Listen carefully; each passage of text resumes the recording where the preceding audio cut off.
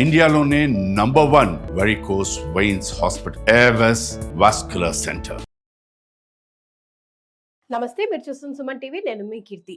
ఇంటి ద్వారాలు ఉత్తరం తూర్పు వైపే ఉండాలా, మిగతా 2 దిశల్లో ఉండకూడదా, ఏ దిశలో ఉంటే ఎలాంటి ఫలితాలు ఇస్తాయి తెలియజేయడానికి ప్రముఖ ఆస్ట్రాలజర్ బ్రహ్మశ్రీ నానాజీ పట్నాయక్ గారు ఉన్నారు. నమస్తే గురుగారు. శ్రీమాత్రే నమః. శ్రీమాత్రే నమః. గురుగారు, ఇందాక నేను చెప్పినట్టుగా ఎక్కువ శాతం ఉత్తరం లేదా తూర్పు దిశల్లోనే ఇంటి సింహద్వారం కానీ ద్వారాలు కానీ పెట్టుకోవాలని చూస్తూ ఉంటాం. సో ఎటువైపు ఉంటే ఎలాంటి ఫలితాలు ఇస్తాయి అంటారు? ఒక మిత్ అండి, అది ఓన్లీ తూర్పు ఉత్తరమే పనికి వస్తుంది అనుకోవడం ఒక మిత్. నిజమా గురుగారు? బట్ మన హిందూ ధర్మంలో జస్ట్ బాగా అదొక స్ట్రాంగ్ గా మైండ్ వాస్తు గురించి పరిపూర్ణంగా తెలియకపోవడం వల్ల తూర్పు మంచిది ఉత్తరం మంచిది అనుకుంటారు, కానీ అలా కాదు. మనకి వర్గు అనేటువంటిది ఒకటి ఉంది, అష్టవర్గులు.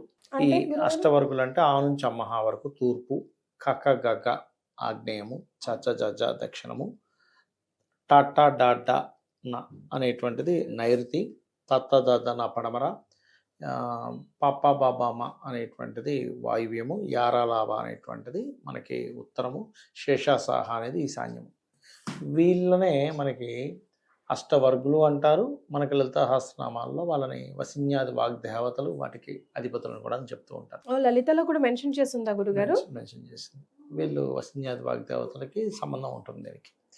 అయితే ఇక్కడ మీకు గనక ఓన్లీ తూర్పు ఉత్తరమే గనక మంచివి అయితే, మరి వర్గు సిద్ధాంతంలో కొంతమందికి దక్షిణం పనికి వస్తుంది, కొంతమందికి పడమర పనికి వస్తుంది, కొంతమంది తూర్పు పనికిరాదు. ఇప్పుడు తాత దాదాన అక్షరాలు ఉన్నాయనుకోండి, ఇప్పుడు నా పేరు నానాజీ పట్నాయక్, నాకు తూర్పు కానీ ఈశాన్యం కానీ పనిచేయదు. సో పేరుని బట్టి అట్లయితే 4 రకాల మంది ఉంటాం కదా, అందులో మెయిన్ యజమాని తీసుకోవాలి.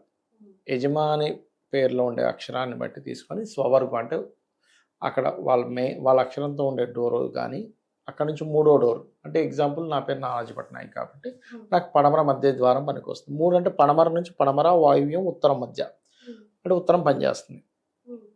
ఆగ్నేయం దక్షిణం కూడా పనిచేస్తుంది. అంటే 1, 3, 6, 7 ఈజ్ గుడ్. 2 అనేది న్యూట్రల్, 4, 5, 12 పనికిరాదు. ఈ పద్ధతి పరంగా తీసుకోవాలి. అయితే అందులో కూడా మీరు తూర్పు అనగా ఊరికే తూర్పు పెట్టేసుకుంటే కుదరదు.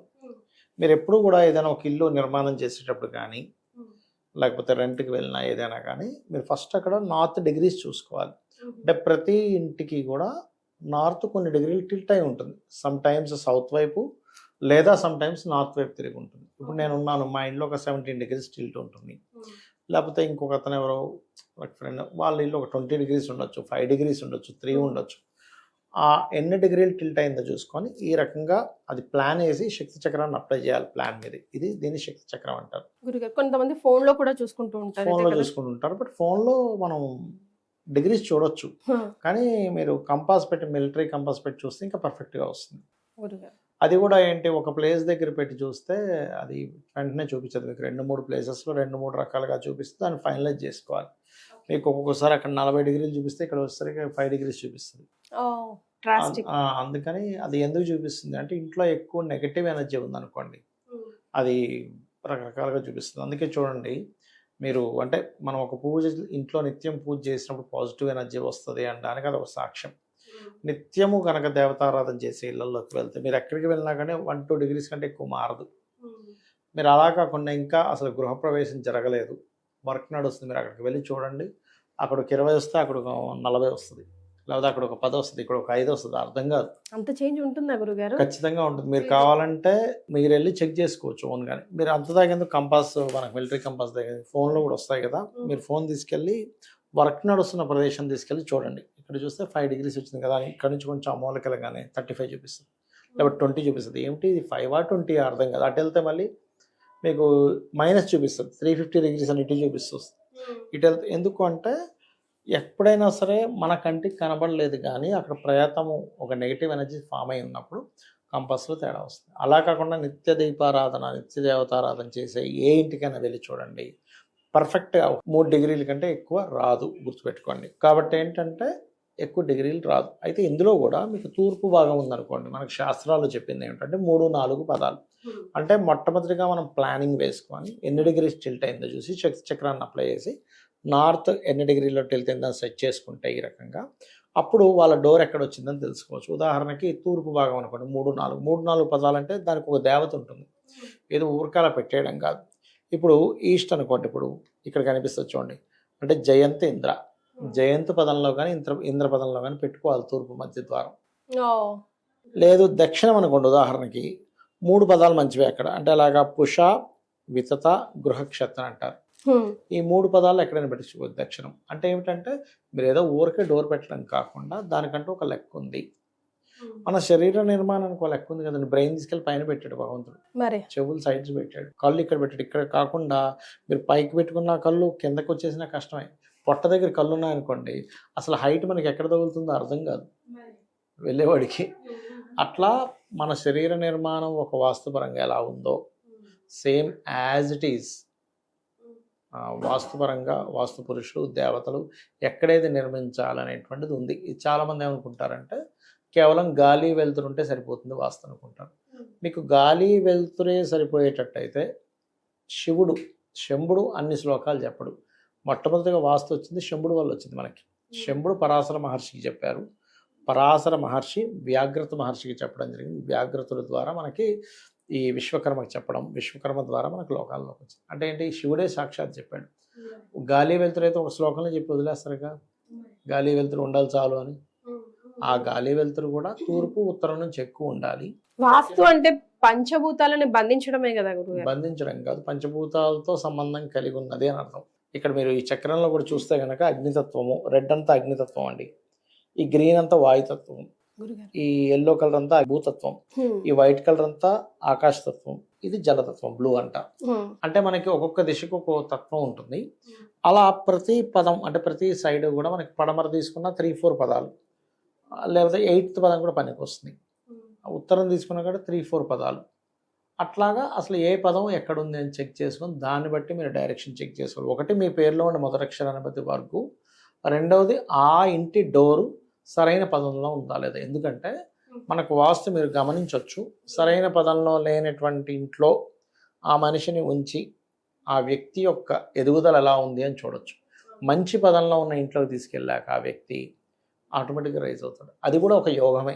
ఒక్కొక్కసారి మనం అనుకుంటాం కదా గురుగారు, బా ఇంటికి రాగానే కలిసి వచ్చింది. ఎగ్జాక్ట్లీ, చాలా. ఎందుకంటే మీకనే కాదు నాకనే కాదు, ఈ వీడియో చూస్తున్న అందరికీ కూడా ఎక్స్పీరియన్స్ ఉంటుంది. ఆ ఇంట్లోకి వెళ్ళినప్పుడు చాలా బాగుందండి, ఇల్లు మారని బాగాలేదంటారు, లేకపోతే ఆ ఇంటికి వెళ్ళినప్పుడు ఇబ్బంది పడ్డానండి, మారేదాకా నాకు కష్టాలు పోలేదంటాడు. ఎందుకంటే ఇల్లు అంటే కేవలం ఏదో 4 గోడలు, ఒక బాత్రూము, 2 రూములు ఉన్నది కాదు. అక్కడ మీకు దేవత అసుర స్వరూపాలు ఉంటాయి ఖచ్చితంగా. మన కంటికి కనబడినంత మాత్రాన అది కాదు. గురుగారు, ఇప్పుడు మన వీడియో చూసి అందరూ కూడా వాళ్ళకి వచ్చిన నాలెడ్జ్ తో చెక్ చేసుకునే ప్రయత్నం చేస్తూ ఉంటారు. ఒకవేళ ఎక్కడైనా బాగోలేకపోతే సొంత ఇల్లు అయితే మనం అంత తొందరగా ఏది మార్పు డ్రాస్టిక్ చేంజ్ చేయలేం కదా. ఒకవేళ అద్దిల్లు అయినా కూడా డ్రాస్టిక్, ఇప్పుడు మొత్తం సింహద్వారమే తీసి పెట్టాలంటే టైం తో కూడుకున్నాం. ఎగ్జాక్ట్లీ. సో దానికి ఏమైనా మినహాయింపులు ఉన్నాయా? చాలా వాల్యుబుల్ క్వశ్చన్ అడిగారు మీరు. ఎందుకంటే మన వాస్తులో ఏంటంటే మీరు డోర్ తీయలేని పక్షంలో డోర్ని తీయక్కర్లేదు. దాన్ని ఒక చిన్న పట్టీతో దాన్ని ఆ సింహద్వారం తప్పుగా ఉన్నటువంటి దాన్ని బ్లాక్ చేసుకోవచ్చు చిన్న పట్టీతో. ఎక్కడైతే ఓపెన్ చేస్తే మంచిదో చిన్న రాడ్తో దాన్ని ఓపెన్ చేయొచ్చు. మరి అది ఓన్ హౌస్ అయినా రెంటల్ హౌస్ అయినా దాన్ని చాలా సింపుల్గా చేసుకొని వాళ్ళ ఫలితాన్ని పొందొచ్చు. సూపర్. కలర్స్తోని, అంటే మనం ఎప్పుడు కూడా కోల్చాల్సిన అవసరం లేదు. కలర్స్తోని, పట్టీస్తోని, మిర్రర్ టెక్నిక్స్తోని వాస్తుని మీరు ఖచ్చితంగా మంచిగా చేసుకోవచ్చు. పట్టీలతోనే అంటే నాకు అర్థం కాదు. అంటే ఎలా అంటే ఇప్పుడు మనకి ఉదాహరణకి E3 E4లో డోర్ రావాలి, కానీ అది వెళ్ళి E2 E1లో పడింది, ఇబ్బందులు ఉంటాయి. అప్పుడు ఏం చేస్తాం, ఆ డోర్ తీయకుండా తీసే ఛాన్స్ లేదన్నప్పుడు అక్కడ అది ఏ బ్లాక్ అంటే అక్కడ వచ్చినటువంటి దేవతా స్వరూపం ఏంటో ఇట్లా చెక్ చేసుకుంటాం. ఇందులో పెట్టుకుని ఓకే E1లో వచ్చింది కదా, కాబట్టి ఒక అల్యూమినియం పట్టి అక్కడ వేసేస్తాం భూమి మీద. ఆ డోర్ సంబంధించిన బ్లాకేజ్ ఎక్కడైతే ఓపెన్ చేయాలో అక్కడికి వెళ్ళి చిన్న రాడ్తో ఈ గోడల నుంచి ఇటు నుంచి అటువైపు దాన్ని పెడతారు. ఆ రకంగా అక్కడ ఓపెన్ అవుతుంది, ఇక్కడ క్లోజ్ అవుతుంది. ఓకే, ఆ రకంగా చేసుకోవచ్చు. కొన్నిసార్లు ఎలా అవుతాయంటే ఇల్లులు కొన్ని తగ్గుతాయి, కొంత అదే ఆ నిర్మాణంలోనే తగ్గడం పెరగడం ఉంటుంది. అప్పుడు మనం కలర్తోనే మిర్రర్ టెక్నిక్తో కూడా దాన్ని ఎనర్జీ చేయొచ్చు. మనం కూల్చాల్సిన అవసరం ఉండదు ఎక్కడ కూడా. సో కంగారు పడి ఏదో చేసేయాలనకుండా ఇలా చిన్న చిన్న టెక్నిక్ వాల్యుబుల్ కొన్ని లక్షల ఖర్చు అండి, అది తెలియదు కానీ లక్షలు ఎగిరిపోతాయి అవి. అలా కాకుండా చాలా తక్కువ దీంతో చేసుకోవచ్చు మనం. అలాగే గురుగారు ఇప్పుడు ఏదైనా కంటిన్యూస్ గా ఇంట్లో పెట్టుకోవాల్సిన మంత్రం ఏదైనా ఉందా? వాస్తు దోషాలు ఏవైనా ఉండి మనకి తెలియవు, అవి ఎవరిని అప్రోచ్ అవ్వాలో తెలియదు కొంతమందికి. సో అలాంటప్పుడు నిత్యం ఇప్పుడు కొంతమంది ఇంట్లో ఎప్పుడు ఓం నమ శివాయ, ఓం నమో నారాయణ లేకపోతే ఓంకారమో ధ్వనిస్తూ వినిపిస్తూ ఉంటుంది. అట్లా నిత్యం కూడా అసలు పెట్టుకోవచ్చా అన్నది నా అనుమానం. తప్పకుండా అండి. మనకి శాస్త్రాల్లో దీనికి వాస్తు నిర్మాణానికి ముందే శల్య పరీక్ష అంటారు. అంటే భూమిలో ఏదైనా ఎముకలు ఏమైనా ఉన్నాయేమో అని, అందుకే ఏం చేస్తారు 6 feet ఆర్ 7 feet వరకు మొత్తం 6 feet వరకు తీసేసి మట్టిని కొత్త మట్టి నింపి చేస్తారు ఇల్లు నిర్మాణం. దాని తర్వాత కింద శంకుస్థాపన జరుగుతుంది, అక్కడ మత్స్య యంత్ర స్థాపన చేస్తారు. అంటే వీళ్ళకి తెలిసో తెలియకో ఏదైనా దోషం ఏర్పడినప్పుడు మత్స్య యంత్రము ఆ దోషాలను హరింపజేస్తుంది అనేటువంటి. ఇవేమీ జరగలేదు, మేము ఒక అపార్ట్మెంట్ తీసుకున్నాం, అక్కడ యంత్రస్థాపన జరిగిందో లేదో మాకు తెలియదు, కానీ మాకు ఒక రక్షణ కావాలి అనుకున్నప్పుడు లలితాసహస్రనామాల్లో ఒక నామం ఉంటుంది, వదనస్మర మాంగళ్య గృహతోరణ చెల్లికాయే నమః. ఇది కనుక చేసుకున్నట్లయితే కూడా గృహంలో ఉండే దోషాలను అమ్మవారి అనుగ్రహంతో తగ్గుతుంది. అదొకటి చేసుకోవచ్చు. నిత్యము చాలామంది తెలియక గాయత్రి ప్లే చేస్తారు, కానీ గాయత్రి ప్లే చేయకూడదు. అది గుప్తంగా ఎవరికి వాళ్ళు తీసుకొని చేసేది. గాయత్రిని కాలింగ్ బెల్గా పెట్టుకుని ఉంటుంది, చాలా దోషం అండి అది, అలా పెట్టుకోకూడదు, చాలా పెద్ద మిస్టేక్ అది. వీళ్ళు ఉపదేశం పొందారు, గురువు గారి ద్వారా గాయత్రి తీసుకున్నారు, ఉపనయనం జరిగినప్పుడు వచ్చింది, అప్పుడు వాళ్ళు సొంతంగా చేసుకోవచ్చు. కానీ కాలింగ్ బెల్స్లోనో లేకపోతే అదే పనిగా పెట్టుకోవడం చెయ్యరాదు. ఓం నమో నారాయణ పెట్టుకోవచ్చు, నామాలు పెట్టుకోవచ్చు, లలితాసహస్ర నామాలు పెట్టుకోవచ్చు. అలాంటివి ఏమైనా మీరు ప్లే చేసుకున్నట్లయితే ఇంట్లో ఉన్నటువంటి దోషాలు పోతాయి. మరొకటి ఏంటంటే గుగ్గిలం వేస్తుండాలి. మరీ ఎక్కువగా నెగిటివ్ ఎనర్జీ ఎక్కువగా ఉంది అని అనుకున్నప్పుడు, ఇందాక మనం చెప్పాం నెగిటివ్ ఎనర్జీ ఎక్కువ ఉంటే మనకి కంపాస్లో కూడా చాలా తేడా వస్తుంది. అంటే మీరు చూసే ప్రేక్షకులు కూడా దాన్ని టెస్ట్ చేసుకోవచ్చు. కావాలంటే మీరు కనుక గోమూత్రాన్ని చక్కగా ఇంట్లో చిలకరించేసి, స్వచ్ఛమైన దేశీవాలి గోమలి, ఇక్కడ మనం ఎట్టి పరిస్థితుల్లో జెర్సీ ఆవు పనికిరాదు, జెర్సీ ఆవును ఒక జంతువుగా భావించి మీరు దానికి ఏదైనా ఫుడ్ పెట్టండి, తప్పులేదు, పాల కోసం చేస్తారు. గోమూత్రాన్ని చల్లి ఒక 10-15 నిమిషాల నుంచి కల్లుప్పు అంటారు చేసారా, కల్లుప్పు నీళ్ళలో వేసి అది కలిపేసి ఒక 3 గుప్పెళ్ళు వేసి కలిపేసి దాంతో ఒత్తేసినట్లయితే మీరు అలా ఒక 11 days చేస్తే ఇంట్లో ఎనర్జీలో మీరు కంపల్సరీ అర్థమైపోతుంది. సో ఇది కూడా మనం ట్రై చేసి అందరం పర్ఫెక్ట్గా వీళ్ళకి నెగిటివ్ ఎనర్జీ పోయిందన్న విషయం కళ్ళకట్టినట్టుగా తెలుస్తుంది. చాలా సంతోషం గురుగారు, ధన్యవాదాలు. శ్రీమాత్రే నమః.